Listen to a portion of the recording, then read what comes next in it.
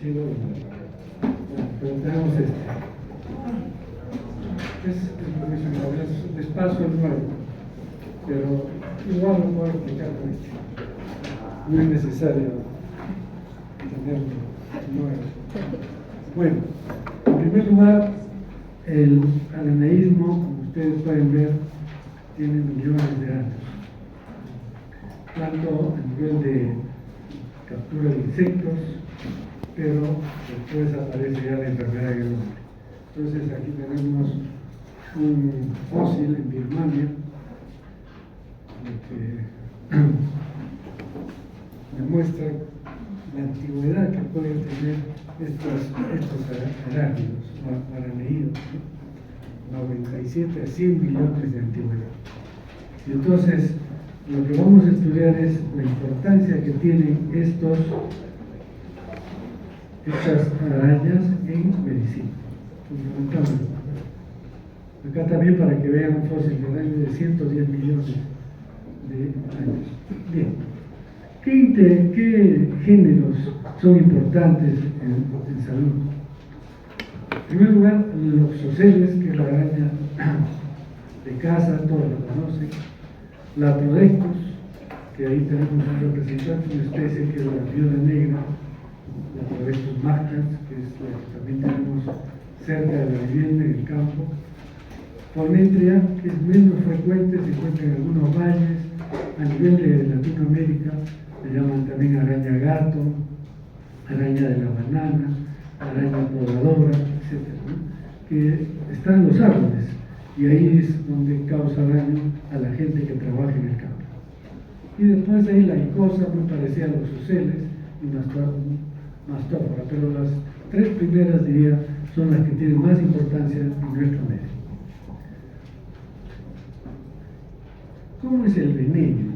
¿Qué tiene el veneno? ¿Por qué estas arañas pueden causar enfermedad en el hombre?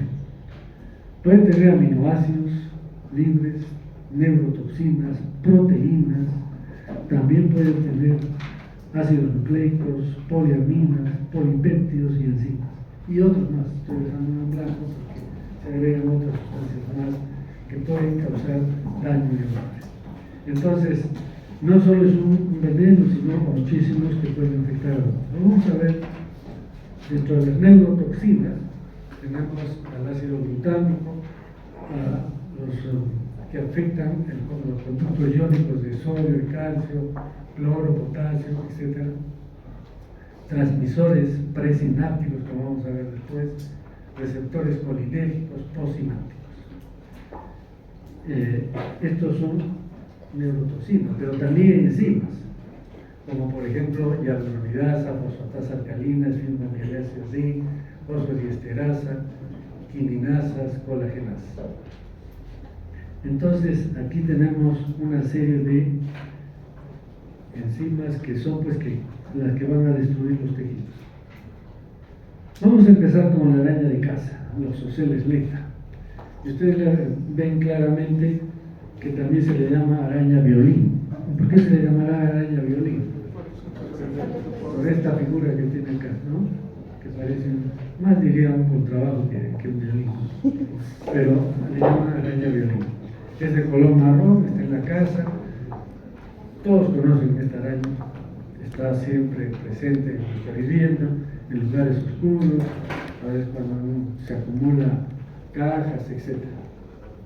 Lo característico de estos, como todos los arácnidos, tiene 4 pares de patas, tiene un cefalotórax aquí, la cabeza y el tórax están unidos en un solo segmento, y el abdomen, que lo ven muy globuloso en la parte posterior. Bien, hay algunas características que es importante que ustedes reconozcan. A ver, les refiero un caso. Un pediatra me llama un día de verano y me dice, un niño ha sido mordido acá en mejilla. Me dice, ha sido mordido por una araña y tengo el suero antidoxoceles. ¿Se lo aplico o no se lo aplico? Y entonces le digo, tómale una... ¿Tiene la araña? Sí, tenemos la araña. Tómale una foto y me la envías. Me envía la araña y rápidamente le habían enfocado justo en esta parte anterior, donde se pueden ver, estos son los ojos, y tenía 8 ojos. Inmediatamente le dije, no le apliques porque esa no es losocélica, y tú tienes suero antilosocélico, y el suero antilosocélico es un suero heterólogo, producido en caballos. Entonces no es totalmente inocuo, puede sensibilizar a la persona, puede producir una reacción anafiláctica, etc. Entonces, y además no es por gusto, porque no es la araña correspondiente. Y les digo por qué, vamos a ver. ¿Cuántos ojos tiene? 6 ojos, o sea, esta no podría ser losocélica, ¿no es cierto? Entonces, esta es característica del cefalotoro, esos 6 ojos en pares están, y también podemos distinguirlo por sus quelíceros, que están en esta parte, aquí están los palpos, y los quelíceros tienen una particularidad que también nos permite reconocer tanto cuando tenemos la araña como no la tenemos. Entonces, ustedes están viendo aquí, estos son los palpos, que dicho sea de paso sirven también para diferenciación sexual. Los palpos son diferentes entre hembras y machos porque el aparato copulador no está en el abdomen, está en los palpos. Entonces es peligroso darle la mano a una araña. Y vean que estos son los quelíceros. ¿Ya? Acá no se ve, pero acá tiene un diente inoculador y un diente opositor. Y en el otro quelícero también tiene un diente inoculador y un diente opositor. Las glándulas venenosas están en esta zona y hay un conducto que lleva el veneno a este diente inoculador. Y acá para que vean con más claridad, ¿no? Este diente, miren, es curvo y acá está el diente opositor. Estos son los quelíceros. Y acá están los 3 pares de ojos, como están viendo. Entonces, estos, como tiene 2 dientes en cada quelícero, cada uno muerde independientemente. Por lo tanto, produce 2 lesiones, 2 agujeros. Eso también es importante. Y acá ven cómo está mordiendo, ¿no?, los 2 quelíceros. Este es el aparato copulador, este son los palpos, y este es el aparato copulador en el macho. Esta es la parte del aparato copulador con este gancho, digamos, propio de los machos del Oxocélico. En la hembra, creo que no tengo la figura, pero la hembra termina en una estructura redondeada acá, no tiene esta parte del aparato copulador. Bien, veamos entonces, es la parte morfológica de la araña, que es importante, ¿para qué? Para hacer el diagnóstico. Y entonces el oxocelismo puede tener 2 presentaciones. El oxocelismo cutáneo, que está en el 83%, y el víscero hemolítico en el 17%. O sea, no podemos saber si un paciente va a hacer solamente el oxocelismo cutáneo, o va a ser el oxocelismo víscero hemolítico, o va a ser ambos, porque a veces también se ve ambos. Se ha tratado de establecer factores asociados a este tema y la verdad es que no se ha podido claramente identificar este aspecto. Hay algunos casos en que es un mordido y no presenta absolutamente nada tampoco. Una pequeña lesión y pasan las horas y se acabó el asunto. Entonces, como digo, han tratado de establecer factores como por ejemplo la edad de la araña. Si es juvenil dicen que puede producir más veneno, si es en verano produce más veneno, etcétera, etcétera, pero en realidad ninguno ha sido con una contundencia muy evidente. Bien, fisiopatología entonces de este veneno. Lo que inocula es 0.1 a 0.4 mililitros de veneno en una mordedura, ¿no es cierto? Entonces todo eso entra por vía subcutánea. Luego viene una respuesta inmunitaria y diseminación local. Entonces hay espinomielinases, son enzimas y otras enzimas más, incremento de la S-lectina, interleuquina 6, 8, factores de necrosis tumoral alfa, y esto lleva a la activación del complemento sérico. Hay una migración leucocitaria, vasodilatación, apoptosis celular, activación y regulación plaquetaria, metanoproteínas, degrada la matriz celular, fibronectina, fibrinógeno, no es gelatina, es gelina. Bueno, y diseminación del veneno a otras partes del cuerpo. Entonces ingresa el veneno y va a hacer toda esta fisiopatología para que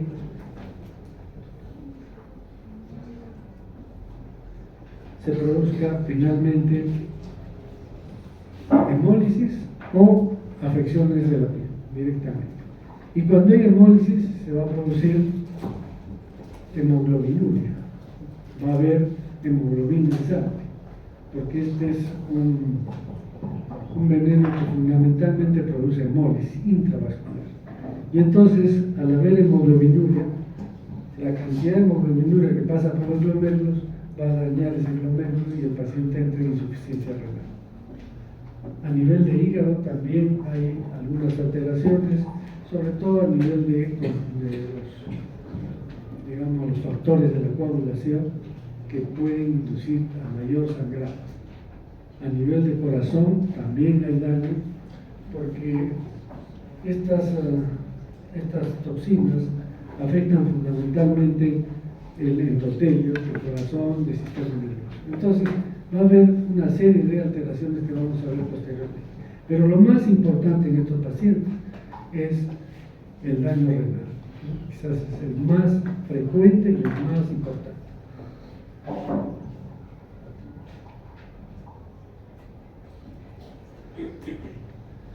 Y entonces vamos a ver lo que es cuando se presenta el daño cutáneo. Entonces tenemos esfigmomielinasa D, estas hacen elevar la interleucina 8, el factor estimulante colónico de granulocitos, la interleuquina 1, el factor de necrosis tumoral, y esto va a producir inflamación, necrosis celular, hemorragias, y entonces va a llevar a la necrosis tisular. Pero también se producen S-lectinas, adhesión y migración leucocitaria de plaquetas, vasculitis y necrosis tisular. Por otro lado hay ceramina, formación de trombos y hay zonas de isquemia. Esto es una locura, digamos, fisiopatológicamente hablando. ¿Por qué? Porque hay hemorragia, hay daño vascular, una vasculitis, pero hay zonas de isquemia. O sea, a la vez que hay hemorragias, hay zonas de isquemia. Y entonces esto se va a traducir en lesiones en la piel tipo mármol, en zonas de isquemia, zonas de hemorragia, ¿no? Esto es muy característico de esta enfermedad. Y entonces, esto es el daño cutáneo. Pero, además, estas van a producir, como hemos dicho ya, selectinas, va a haber migración de neutrófilos a tejidos, hay liberación de citoquinas y quimioquinas, hay un proceso inflamatorio, hay agregación plaquetaria, trastornos de la cascada de la coagulación, microtrombos, isquemia. Entonces ya estamos viendo que hay isquemia y lesión termonecrótica.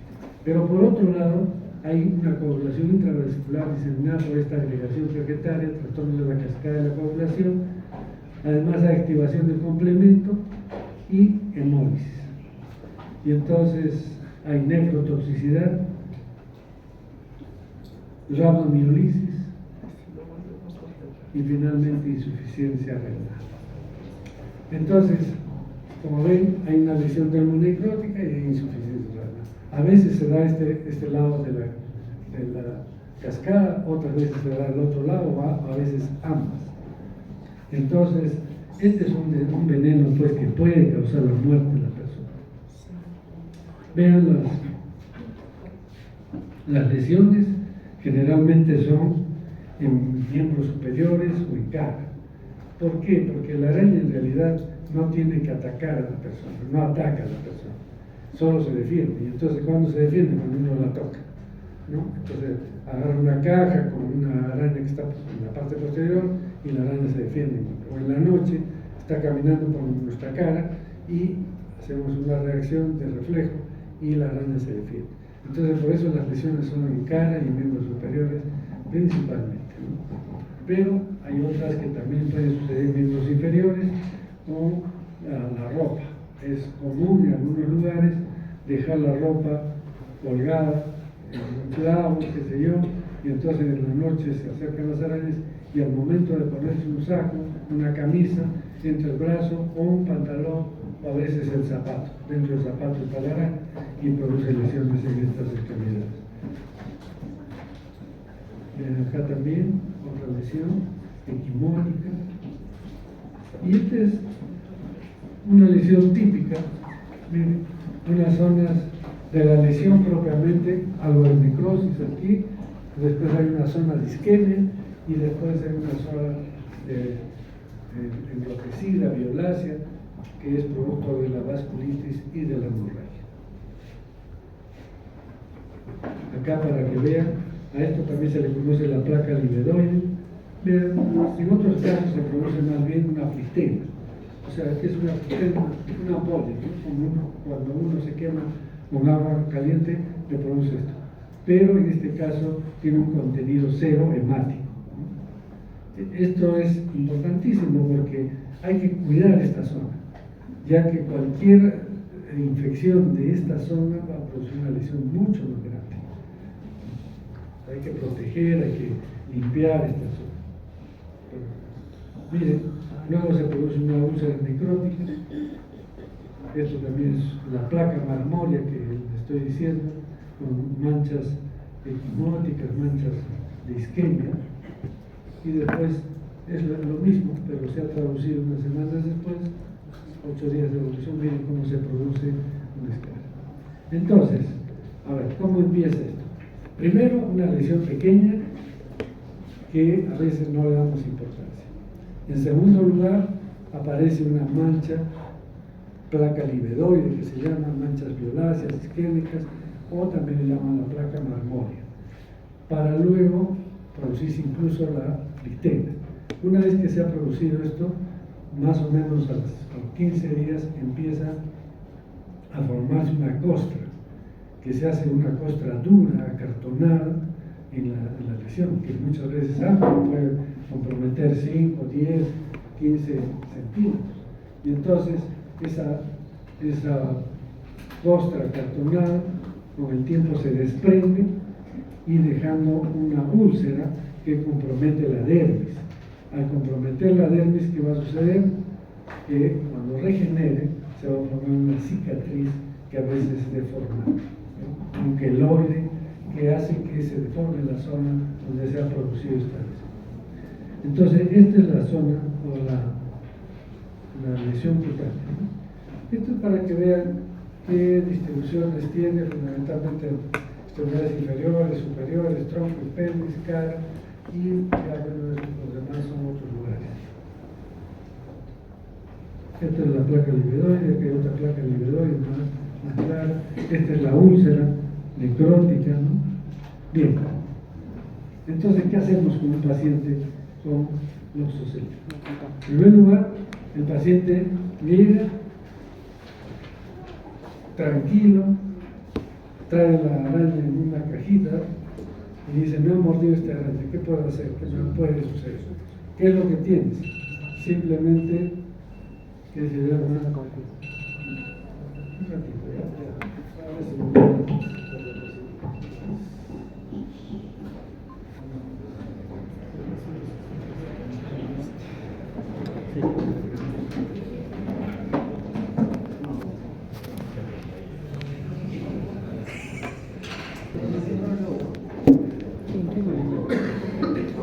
Entonces, ¿qué hay que hacer con estos pacientes? ¿Qué hacemos con un paciente que llega en esas condiciones? Lo primero es ver la lesión y hacer una limpieza con agua y jabón, con alcohol iodado. Se puede limpiar bien para que no queden bacterias. Ese es el primer paso. El segundo paso es proteger el riñón en caso de que se pudiera presentar un cuadro lisoneurótico. Entonces, para el cutáneo, simplemente hacer limpieza, nada más. Y quizás un analgésico si hay mucho dolor. Pero para el problema visceromolítico, lo primero que tenemos que hacer es proteger el riñón. ¿Y cómo vamos a proteger el riñón?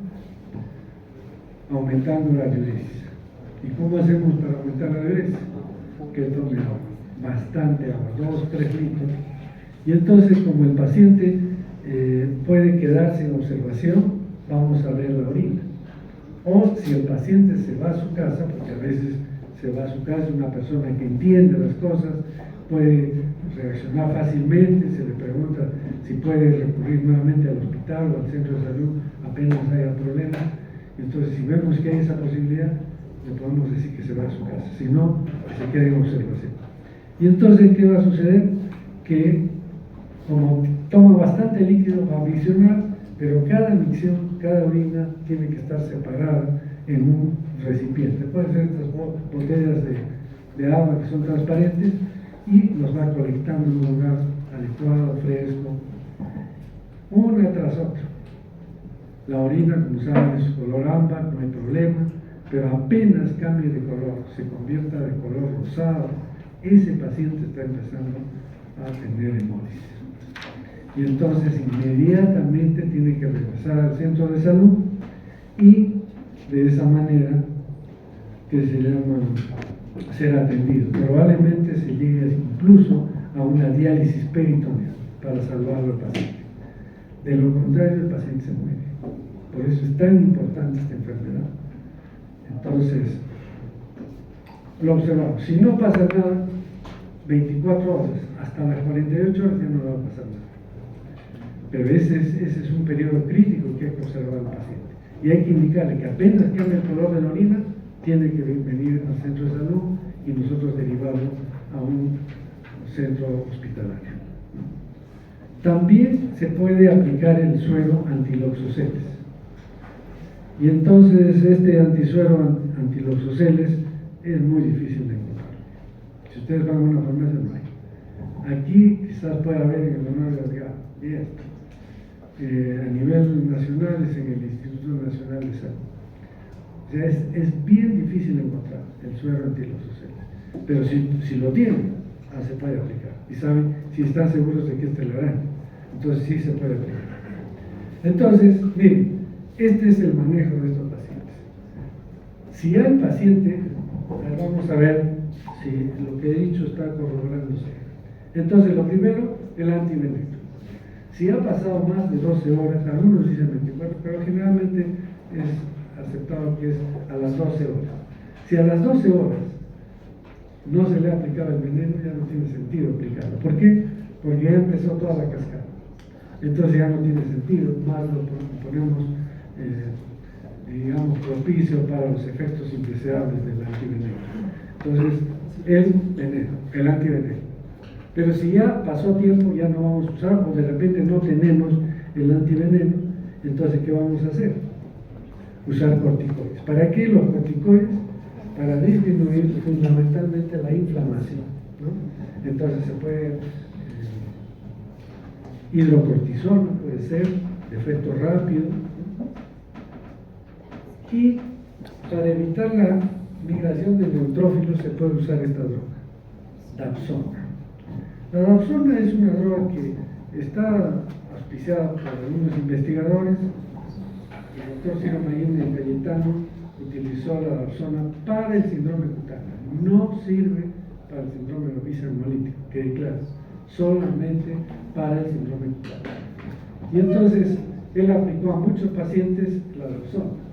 Y lo que demostró al final del estudio fue que disminuyó el tamaño de la lesión, la profundidad y el tiempo de evolución en promedio, los pacientes que recibieron Dapsona y los que no recibieron, hizo la comparación y en esos aspectos, profundidad, tamaño de la lesión y tiempo de recuperación. Entonces funciona la Dapsona.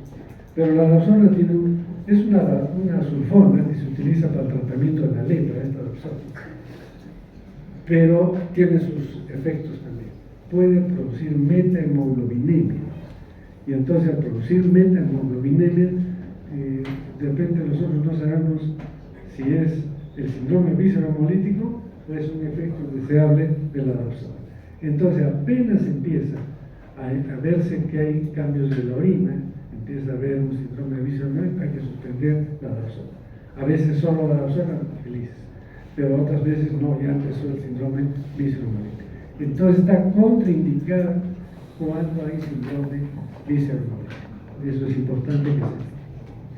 Bien, y aquí, ¿qué hacemos? La hidratación que les mencioné, ¿no es cierto?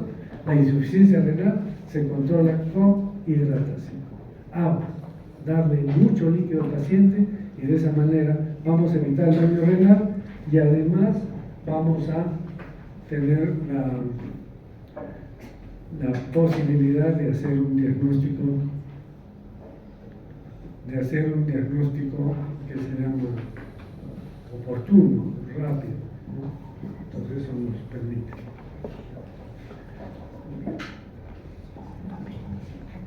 Entonces acá para que veamos un resumen.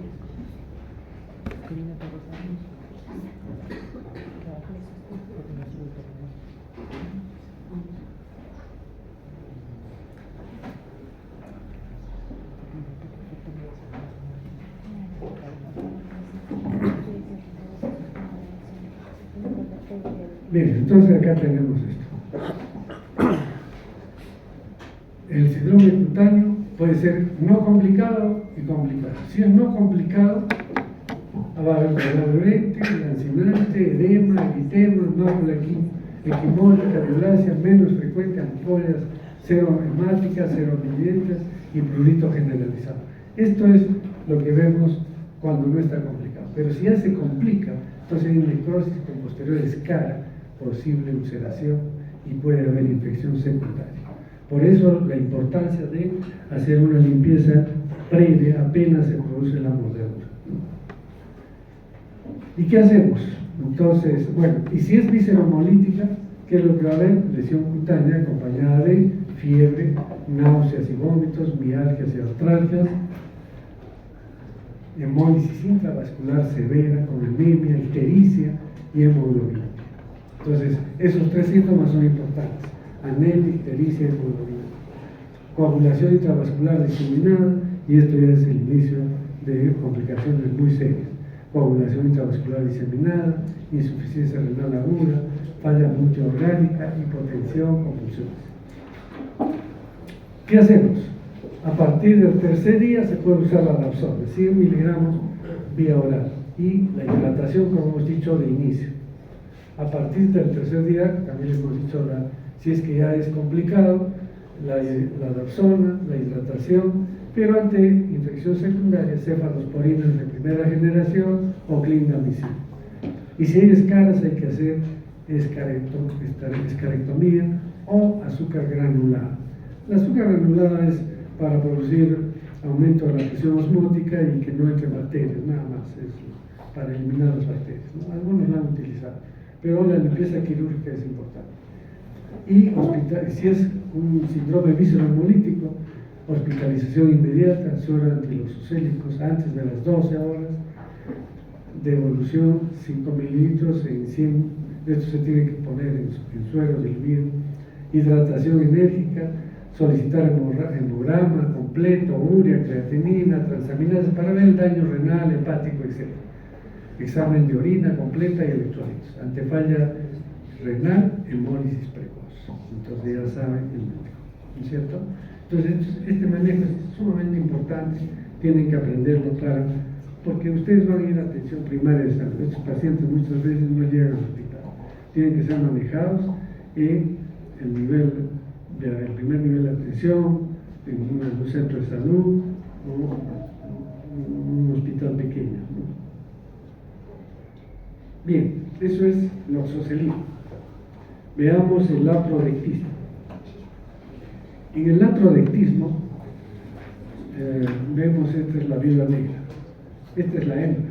Solo la hembra tiene esta característica de ser negra y además ser viuda. ¿Y por qué viuda?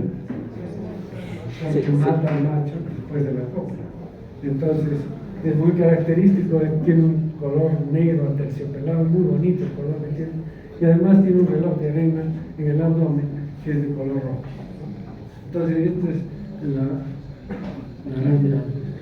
Acá también pueden verla con mayor detalle. Y este es un machito, ¿no? Y los palpos también sirven para la diferenciación de hembras y machos. Y esta es la ooteca. La ooteca contiene cientos de huevos de esta raza, ¿no? Vean, esta es la clásica ooteca bien redondeada. La de Loxoceles también pone huevos en ootecas, pero es más aplanada, más opaca, esta es más brillante. Entonces acá tienen la ooteca de Latrodectus. Bueno, este es un esquema. Entonces, ¿qué tiene? 8 ojos y solamente tiene dientes quelíceros con dientes opositores. Vamos a ver acá.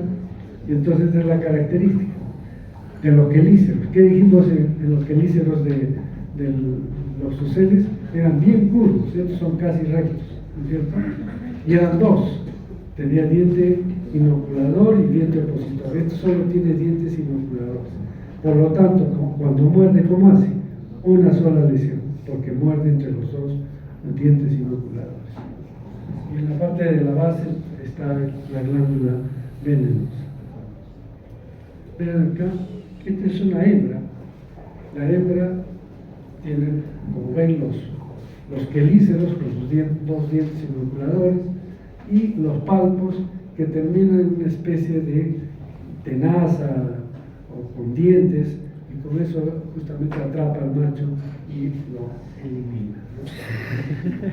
Entonces son los palpos de la hembra. Los palpos del macho terminan en esta estructura como espiral, que es el aparato copulador del macho. Probablemente por eso lo matan a la hembra. Bien. Y entonces, en la fisiopatología. Entonces, lo primero que tenemos que ver es que el veneno es inoculado al producirse la mordida. Se inocula el veneno. Este veneno tiene una alfa-latrotoxina. En realidad tiene varias sustancias, pero la más importante es la alfa-latrotoxina, que es una neurotoxina presináptica. Ahora, creo que me olvidé un poco en los oxoceles. En los oxoceles el veneno fundamentalmente es una toxoalbúmina y también tiene enzimas, como hemos visto fibromiyelinasa, pero fundamentalmente son toxoalbúminas, por eso que producen hemólisis. En este caso son neurotoxinas. No va a producir hemólisis, pero va a producir trastornos neurológicos, ¿no es cierto? Entonces, fundamentalmente lo que produce es la formación de canales permeables al calcio y otros canales monovalentes. Entonces, ¿qué es lo que hace en la neurona presináptica? Llega esta alfa-latrotoxina y comienza a producir una especie de poros, canales, y va a permitir la salida de gran cantidad de calcio. Y entonces estos van a estimular a los neurotransmisores, principalmente liberación masiva de neurotransmisores, acetilcolina, catecolaminas, el ácido gamma-alfa-butírico, ¿no es cierto? Y entonces todos estos neurotransmisores van a actuar inmediatamente y esto explica la fisiopatología de esta enfermedad. Entonces, en la clínica vamos a tener un grado leve, que es el dolor en sitio de la lesión, en región lumbosacra, contractura muscular de la región lumbosacra. Hay contractura también a nivel del abdomen. El abdomen se pone duro, se llama abdomen en tabla. Hay astenia, dinamia, diaforesis, cielo de hiperreflexión. Entonces, todos estos síntomas van a venir con el grado 1 o leve. Cuando ya se presenta un poco más de veneno, y entonces hay un grado 2 o moderado, es igual al cuadro anterior, pero se acentúa la disnea. ¿Por qué ahora disnea? ¿Qué? El diafragma. ¿Ah? Hay contractura del diafragma y de los músculos intercostales. Entonces, en realidad el paciente no es que no pueda respirar, su función respiratoria está buena, pero la ventilación es la que falla. Entonces no puede movilizar la caja torácica y por lo tanto viene esa dificultad para respirar.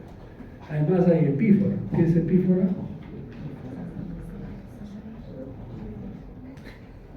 La epífora es el lagrimeo, ¿no? Empieza a lagrimear, hay cefalea, hay espasmos, contractura o rigidez muscular, hay lo que es abdomen en tabla y también hay priapismo. ¿Qué es priapismo? Él se ríe porque sabe, se hace picar frecuentemente con la araña. ¿Qué es priapismo? Es la erección peniana. Eso se llama priapismo. Y entonces, ¿por qué? Porque estamos viendo aquí espasmos del aspecto neurológico somático, muscular, abdomen, intercostales, diafragma, pero también estamos viendo los neurovegetativos, ¿no? Alteración del sistema neurovegetativo. Por eso la epífora, hay diáfores también, diaforesis, perdón, y también hay priapismo, etc. En el grado 3, el cuadro anterior, pero acentuado, hay midriasis. ¿Qué es midriasis? Dilatación de las pupilas. Trismus, ¿qué es trismus? Contractura de los músculos de la masticación, ¿no? El macetero, todos ellos. Trastornos del ritmo cardíaco. Esto es importante que tengan presente, trastornos del ritmo cardíaco. Y además hay broncoespasmo. Se contraen los músculos de los bronquios. Entonces hay broncoespasmo. Entonces, ¿qué es lo que va a tener este paciente? A ver, ¿cómo es este paciente? ¿Cómo es entonces un paciente que viene a la consulta? Generalmente este paciente no va al consultorio así, va a emergencia, porque se siente mal. Es un paciente que no puede respirar, que no puede caminar, deambula porque hay contractura de los músculos, de las extremidades, tiene dolor abdominal, tiene hipertensión arterial, tiene fiebre, a veces 40 grados. Entonces, a ver, imagínense un paciente que viene con dolor abdominal, que tiene mucho dolor en el abdomen, un abdomen uno va a palpar y no entra la mano, dura, con fiebre. Y entonces, ¿qué está pensando?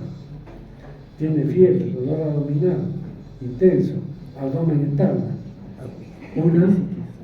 una apendicitis, pero ya una peritonitis. Muchos de esos pacientes a veces han sido operados porque no se ha hecho bien el diagnóstico. Tienen que tener mucho cuidado. Nadie le preguntó el antecedente de la mordedura de araña, porque es un paciente excitado, que viene, reclama, quiere que lo atienda. Me estoy muriendo y no me atienden, dice el paciente. Entonces es un paciente muy ansioso y es parte del cuadro neurológico, ¿no es cierto? Entonces, como digo, estos pacientes hay que tener mucho cuidado porque si no hacemos bien el diagnóstico puede haber problemas. Por ejemplo, este es un caso que puedes leer. Mujer de 51 años cuya vivienda se ubica en un sector cercano a sembrados de trigo. Mientras hacía aseo de su domicilio, siente un insecto en su cabeza. Lo busca sin encontrarlo, pero tiene la certeza que está en contacto con su piel. Inmediatamente comienza a sentir prurito generalizado, a lo que posteriormente se agrega hipoestesia en extremidades superiores e inferiores, disnea, dolor torácico, vómito, sensación febril cuantificada en 40 grados, dolor tipo puntada en hipogastrio, sensación de pecho apretado, fiebre, diarrea, vómitos, mialgias en extremidad superior derecha, tórax e hipogastrio, temblores y abundante sudoración. Relata haber sufrido un episodio de pérdida de conciencia aproximadamente 1 hora después. Al recuperarse sale a pedir ayuda, encontrándose con un vecino, el cual ve salir la araña desde la manga de la ropa de la paciente. Nuevamente tiene otro episodio de pérdida de conciencia que recupera en el hospital. La paciente refiere que en el establecimiento se le administra suero y oxígeno. Es dada de alta a los 2 días y se le indica antihistamínicos y corticoides, Tensodox, relajante muscular, y furosemida diurético. Continúa en tratamiento ambulatorio durante 6 meses en el consultorio del hospital con antihistamínicos. La paciente relata que pudo conservar la araña, la que fue analizada por el entomólogo, identificándose como perteneciente a la especie Latrodestus magna. Muy bien, gracias. Como ven, esta es la historia típica del paciente. Entonces ya no es el accidente dentro de la casa, sino es fuera de la casa, generalmente en el campo. Pero aquí en Arequipa, donde tenemos viudas negras, en los jardines, donde hay humedad, ahí y hay insectos, entonces ahí hay latrodectos. No sé si todos han visto latrodectos. ¿Han visto? Sí, se ve continuamente. Entonces, esta es la araña que muerde, a veces entra a la vivienda, otras veces está solo en el campo. Pero si está una ventana abierta puede entrar, ¿no es cierto? Por la ventana entra estos insectos. Lo que se vio un tiempo aquí en Arequipa fue casi como una epidemia del latrodectismo en los trabajadores de Sedapar, que iban a leer los medidores. Y entonces levantaban con la mano, veían, limpiaban con la mano, y ahí es donde tenían los accidentes. Por eso es que ahora, si ustedes ven a uno que mide el agua, tiene un ganchito que levanta la tapa, tiene una linterna, tiene un spray para limpiar y echar agua, pero no pone las manos ahí. Todos los accidentes que ha habido y que son importantes. Entonces, resumiendo, el paciente del Oxoceles es un paciente que viene tranquilo, y muchas veces le decimos que se vaya y que no le va a pasar nada, y cuando regresa viene insuficiencia renal y se muere. Mientras que este paciente es el aparatoso, el que hace escándalo, entra a la emergencia, pelea con todos y se le pone un ansiolítico, ¿no? A veces simplemente un analgésico potente, y con eso se le va pasando. Rara vez requiere ventilación mecánica, muy rara vez. Y más bien hay que hacerle siempre un electrocardiograma porque puede haber arritmias y otros pasos. Si no hay eso, pasa 2, 3 horas o 6 horas y se acabó el asunto, se va a su casa completamente. Y este es el abdomen interno, que no se puede hundir, quiere introducir el dedo y no se puede. Está duro el abdomen. Este es el acialorrea, este es el priapismo, y rara vez entran en insuficiencia ventilatoria. Es muy raro. Lo que sí podemos observar, ¿qué cosa es? Onda T negativa. En estos pacientes, una onda T negativa o extrasístoles ventriculares. Entonces, pero rara vez causan la muerte de estos pacientes. ¿Qué debemos hacer entonces? Higiene de la vivienda, limpieza de roperos, inmuebles, limpieza de depósitos. En general estamos hablando de todas las áreas, ¿no? Uso de guantes en jardinería y agricultura, y finalmente aplicación de plaguicidas para controlar estas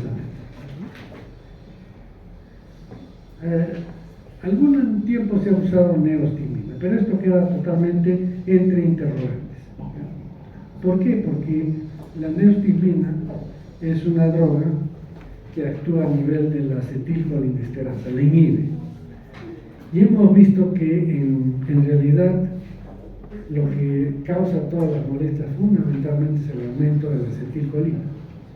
Y entonces si vamos a combatir o a inactivar a la acetilcolinesterasa, ¿qué va a pasar con la acetilcolina? Más bien aumenta. Y entonces no tendría sentido. Pero lo han usado en casos graves y algunas veces ha dado efecto, probablemente porque al aumentar excesivamente la acetilcolina se bloquean los receptores por exceso de acetilcolina.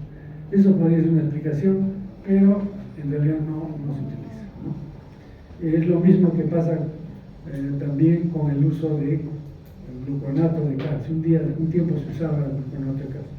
Los cardiólogos han dicho que es muy peligroso y que puede causar problemas más severos que el mismo latrodectismo. O sea que fundamentalmente es ansiolíticos y puede ser relajantes musculares y analgésicos. Esa es otra cosa, no más en estos pacientes. Y hay otra araña que se llama araña cabeza de gato, araña podadora, también le llaman la araña de la banana, o sea, el plátano. Y entonces ven, como ven, parece un gato, ¿no es cierto? No parece una araña. Y esto es arborícola y se encuentra, por ejemplo, en la vid, en la uva, en las ramas, y entonces también le llaman araña podadora por eso. Entonces el podador va a agarrar la rama para podar y es cuando le hace la mordedura, porque no se distingue, parece un nudo del tallo.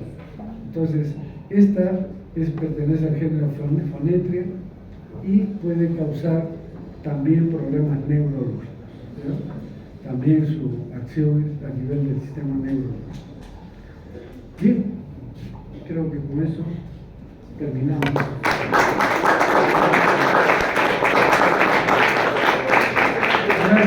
Gracias, jóvenes.